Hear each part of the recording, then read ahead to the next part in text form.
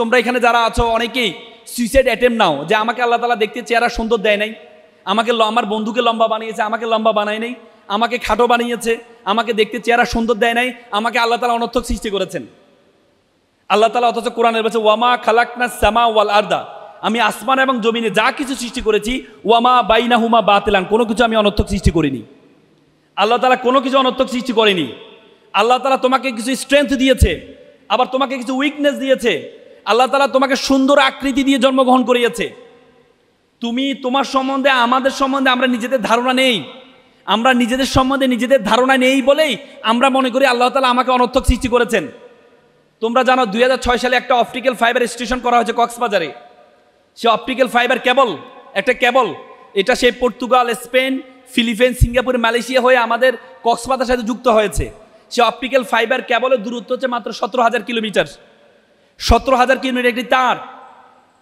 সে তারের মাধ্যমে আজকে আমরা পুরো পৃথিবীটা আমাদের হাতের মুঠে চলে আসছে।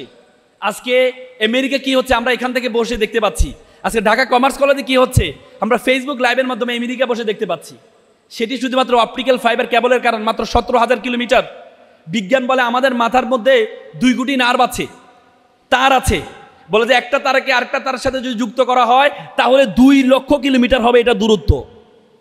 চিন্তা করতে পারো, মাত্র 17,000 কিলোমিটার দিয়ে পুরো বিশ্বটা আমাদের হাতের মুঠে চলে আসছে। তাহলে 2 কোটি 2 লক্ষ কিলোমিটার যে নার্ভ তোমার মাথার মধ্যে আল্লাহ তাআলা দিয়েছে, এটা দিয়ে বিশ্ব জগৎ তোমার হাতের মুঠের মধ্যে চলে আসবে।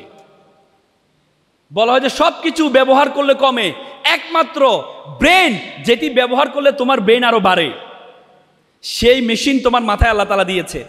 এই বিশ্ব জগৎ সম্বন্ধে তোমার ধারণা আছে? এই বিশ্ব জগতের এই বিশ্বের আয়তন কত জানো? 52 কোটি বর্গ কিলোমিটার। এটার মধ্যে 7টা মহাদেশ, 5টা মহাসাগর আছে। এই 52 কোটি বর্গ কিলোমিটারের পৃথিবীটাকে আমরা যে সূর্যটা দেখতে পাই, এই সূর্যের মধ্যে যদি ঢুকিয়ে দেওয়া হয়, সূর্যের মধ্যে যদি ঢুকিয়ে দেওয়া হয় তাহলে 13 লক্ষ পৃথিবী ঢুকিয়ে দেওয়া সম্ভব। সূর্য একটা নক্ষত্র, সূর্য একটা নক্ষত্র।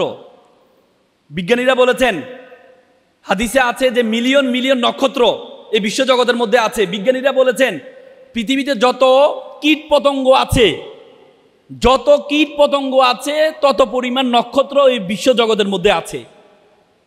কীট পতঙ্গ, তো একটা পিঁপড়া কত আছে পৃথিবীতে বলতে পারবা তুমি? পিঁপড়া।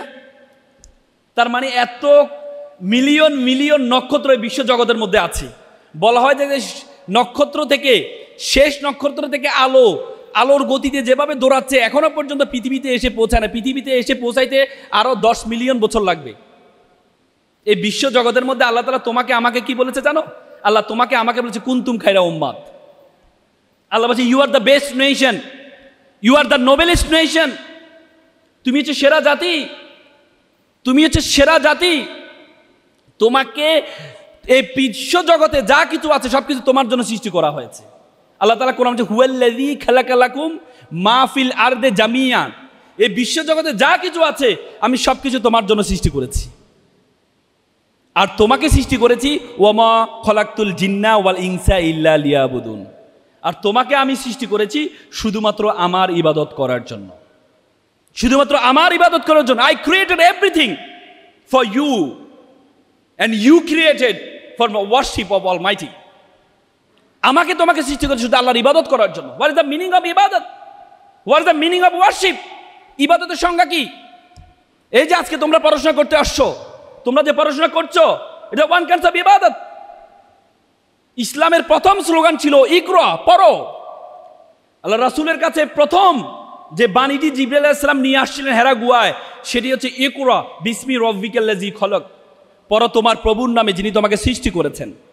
তার মানে পড়াশোনা একটা ইবাদত। তবে প্রথম পড়াশোনার ব্যাপারে আল্লাহ তাআলা এমফাসাইজ করেছেন কোরআনিক নলেজ, ধর্মীয় নলেজকে এমফাসাইজ করেছেন। খলাকাল ইনসানা মিন আলাক, তোমাকে আমি জমাট বাঁধা রক্ত থেকে সৃষ্টি করেছি। তার মানে আল্লাহ তাআলা এখানে জীববিজ্ঞানকে এমফাসাইজ করেছেন। তার মানে তোমার যত নলেজ হবে, প্রথম নলেজ হবে তোমার কোরআন এবং সুন্নাহর নলেজ।